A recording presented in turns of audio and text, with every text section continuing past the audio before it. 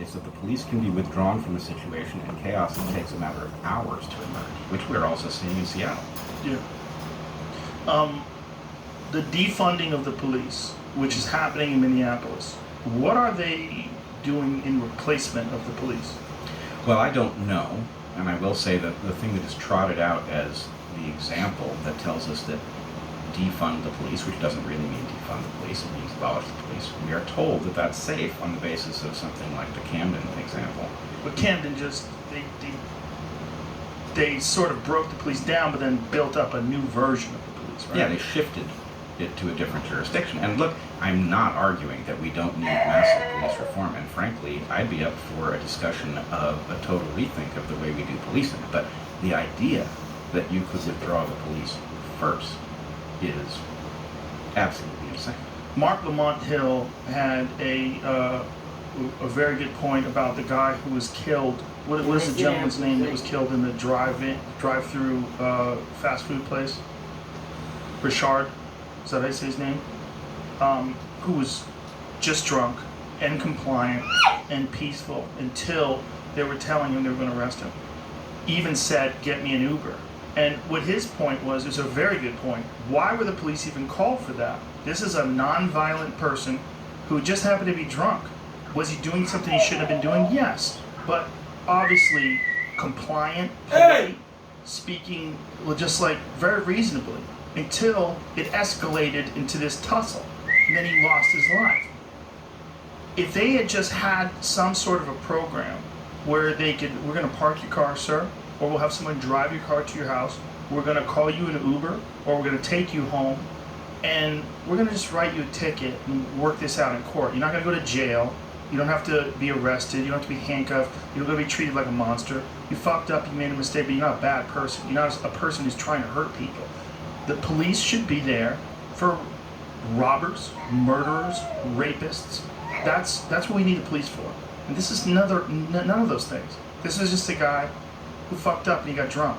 And then as they were speaking to him, real clear, not a bad guy. Like the way he's talking to the cops, just talking to him very reasonably. Even asked for an Uber. Well, look, I am no fan of this aggressive style of policing. No. I'm not a fan of the militarization of the police. I've had run-ins with the police. I've been hit twice by cops. So it's not that What happened? Well, one of these is a long story that goes back to my first research gig in Jamaica.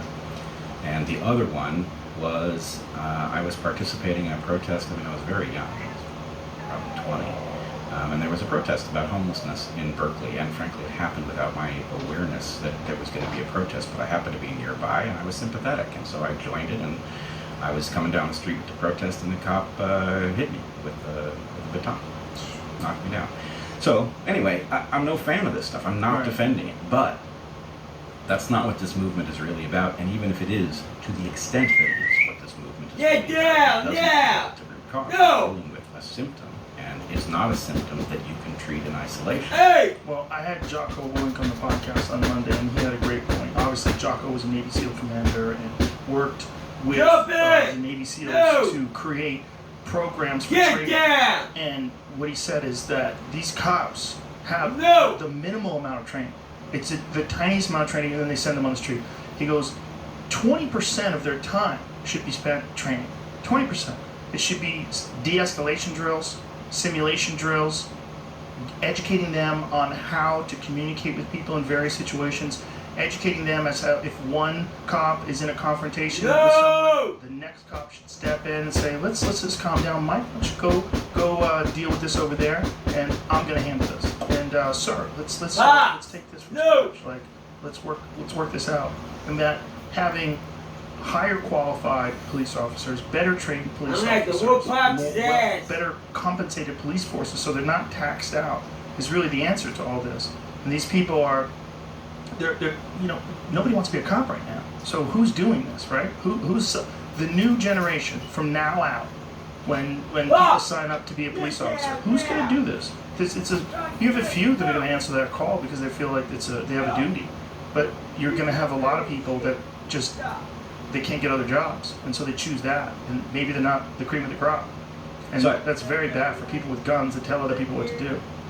I hear two things in what you're saying, and one of them I fully agree with. The implication of what you just said is that less funding isn't the solution. If anything, more funding is, so that we get that better qualified people. Better and training. We train them, right? We get people who are better suited to the job in the first place, and then we train them better so they know what to do. And I agree with that. The part that I'm worried about is that I think I hear you grasping at straws, and frankly, they're familiar. I hear everybody grasping at straws here. And what I think is not getting said is that brutal policing is a feature, not a bug. Right? This is part of a system that is about something else. And to the extent that I think we can all recognize that there is something absolutely organic about the anger that has caused people to spill into the streets in large numbers, that anger is the result of a process that does not begin with policing. It begins with economic phenomena and political phenomena. And one of the things that spooks me is this movement, in part because it is leaderless and I would argue rudderless. It is not correctly addressing the actual problem. It is lashing out at things that it can see. It's lashing out at anecdotes. But the only solution, the only proper solution that actually saves the republic is a solution that addresses the core problem. Economic despair, communities that are filled with crime and violence and gangs, and the people that come out of these communities with very little hope, and all the models that they operate under, what that they model themselves on, is what they. Pop-Tart.